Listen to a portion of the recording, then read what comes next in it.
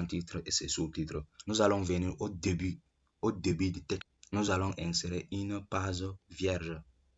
Voici une page vierge. Maintenant, je vais écrire par exemple sommaire. Maintenant, vous venez à la ligne. Vous allez au niveau du référence.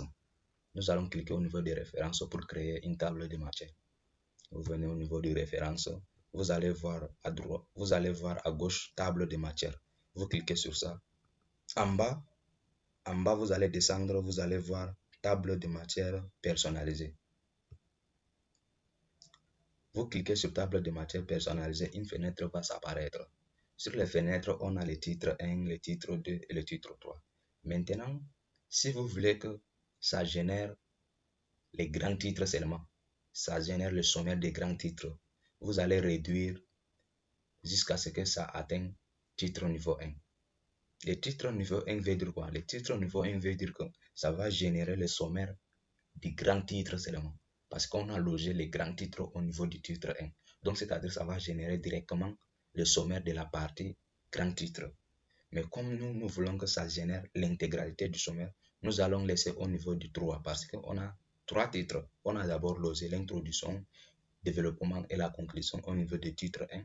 On a logé aussi les sous-titres au niveau du titre 2. Et on a logé les sous-titres des sous-titres au niveau du titre 3. Nous allons cliquer maintenant sur OK.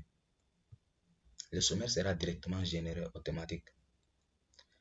Quand vous allez constater, sur ma part, il n'y a pas l'introduction parce que j'ai oublié de loger l'introduction au niveau du titre 1.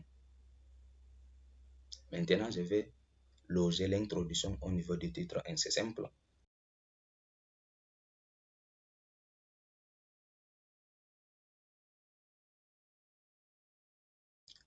Maintenant, quand vous allez constater, ça n'apparaît pas toujours l'introduction. Maintenant, vous allez au niveau du sommaire, vous mettez seulement un clic droit.